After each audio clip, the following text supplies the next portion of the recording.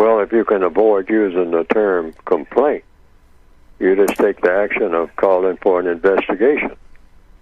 You just simply say that is a requirement under the Fifth Amendment in the Northwestern Hemisphere of due process. It's called the 3 I's: inquiry, investigation, indictment. You always stay in the inquiry lane. Don't move to the investigation lane or the indictment lane. Indictment means you accuse somebody of something. But you do call for an investigation. You make an inquiry. And your inquiry is what's going on. That's really what you're saying.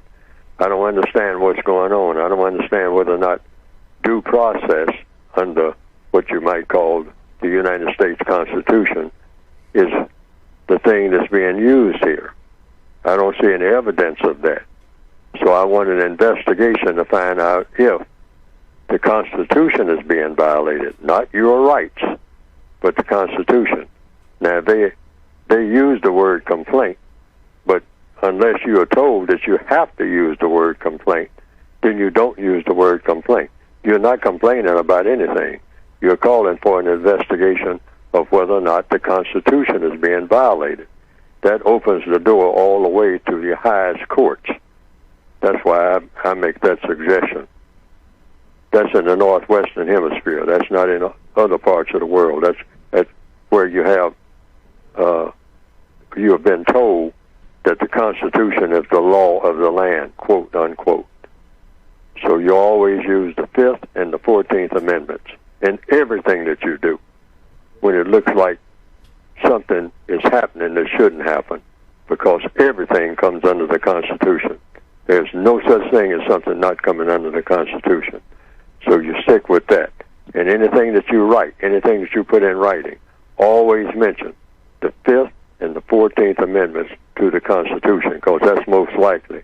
If there is any violation, it's going to come under one or both of those amendments to the basic Constitution of the United States, according to what I've been told. You call for an investigation to find out if all of that is true.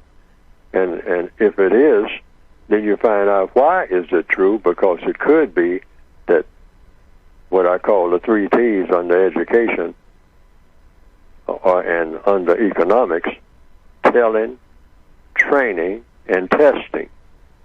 Now, in many job situations, people will tell you to do something, but they don't tell you how to do it. And that's the key.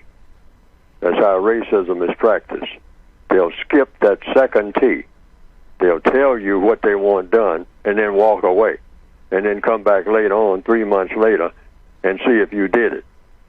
But they didn't walk you through it. See, that's the training process, because most jobs have a certain way that they go about doing everything.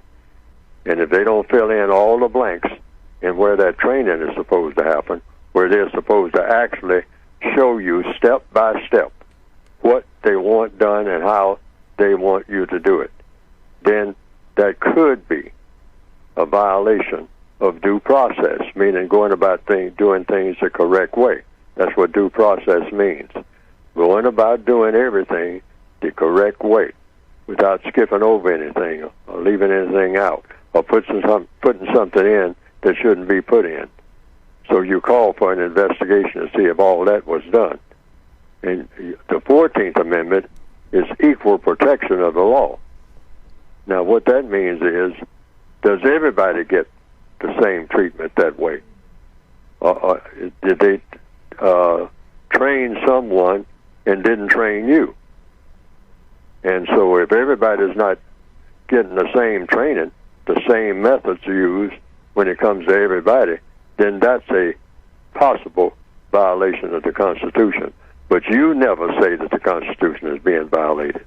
That's why you call for an investigation, so that the people who are charged with the duty to ensure that on your job situation the Constitution is not being violated, that's their job.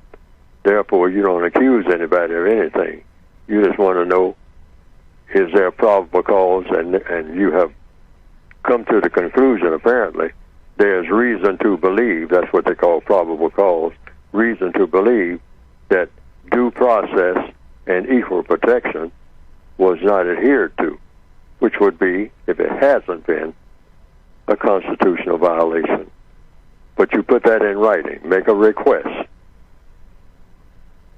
for an investigation of all of these matters. Don't do a lot of writing. Just make that request. Just 1 or 2 lines, that's it. Call for an investigation to make sure that the 5th and the 14th Amendments of the Constitution in this particular matter were not violated. That's the way you put it in there.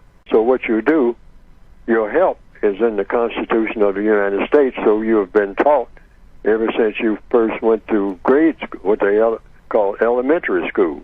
That's what the Pledge of Allegiance to the flag is all about. That's a guarantee that you will get constitutional help. The whole amendments, to what I've been told, were written to help the people who can't get help from anybody. Everybody turns their back on you, like in the movie High Noon. I mean, everybody suddenly disappears when you're in trouble. So the Constitution is your court of last resort. And the core of that for black people is the 5th and the 14th Amendments. You might even add 13th Amendment, that slavery is supposed to be abolished. I mean, every now and then you got to put a test to that too, through an investigation to find out if somebody's trying to still enslave you. I mean, continuous slavery, really, which, according to the code, we are still enslaved, but you don't have to make that remark because that would be an accusation. You don't, on a job, you don't make accusations, ever. You call for an investigation of what?